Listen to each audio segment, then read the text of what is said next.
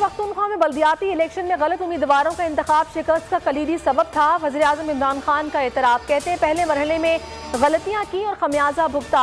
अब ज़ाती तौर पर बल्दियाती इंतखाबात की हिकमत अमली की निगरानी करूँगा। PTI मजबूत होकर सामने आएगी। वज़ीर आला महमूद खान से रिपोर्ट तलब कर ली। तहरीक इंसाफ का टिकट रुसवाई का टिकट बन चुका। आइंदा इलेक्शन में PTI का टिकट लेने वाला कोई नहीं होगा।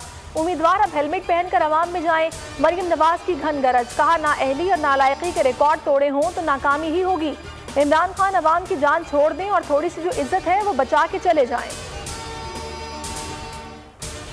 हेलमेट पहनकर किसको बाहर निकलना है ये तो वक्त ही बताएगा। शहबाज गिल का मरियम नवाज को जवाब, कहा PTI में अंदरूनी लड़ाई का फायदा आपको हुआ। मुकम्मल नताए जाएंगे तो PTI सबसे आगे होगी। हसन खावर बोले जीत और हार जमहूरी अमल है, हमें नाम के बल्दियाती इदारे नहीं चाहिए। नून लीग सिंध और खैबर पख्तूनख्वा से खत्म हो चुकी।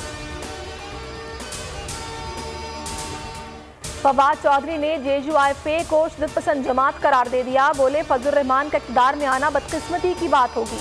सियासी बोनों का कद बढ़ने से मुल्क को नुकसान होगा। हाफिज अब्दुल्ला का जवाबी वार, का आइन बनाने वाली पार्टी को इंतहा पसंद कहने वाले खुद इंतहा पसंद हैं। तनकीद करने से हार का असर जायल नहीं हो सकता। मरीम औरंगजेब और शहजाद अकबर आमने सामने। लीगी तर्जुमान कहती हैं शहबाज शरीफ के खिलाफ सीरीज ऑफ केसेस बदनीयती पर मबनी है।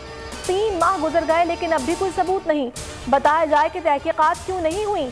मुशीर एहतसाब कहते हैं मरियम औरंगजेब ने अवाम को गुमराह करने की कोशिश की। इनको मरियम नवाज की नई ऑडियो आने की तकलीफ है। माजी में हुक्मरानों की तरजीह अवाम नहीं डॉलर्स थे। अवामी मफादात के खिलाफ खारजा पॉलिसियां बनाई गई। वज़ीर आज़म इमरान खान का तकरीब से खिताब, असूलों से हटकर फैसले किए जाएं तो नुकसान होता है। किसी को कसूरवार ठहराने के बजाय दुरुस्त फैसले करने चाहिए। 3 साल कोरोना और मईशत के चैलेंजेस का सामना रहा। मुश्किलात के बावजूद मुल्क का मस्बत चेहरा दुनिया में उभरा। सब्सक्राइब करें और बेल दबाएं ताकि कोई खबर रह न जाए।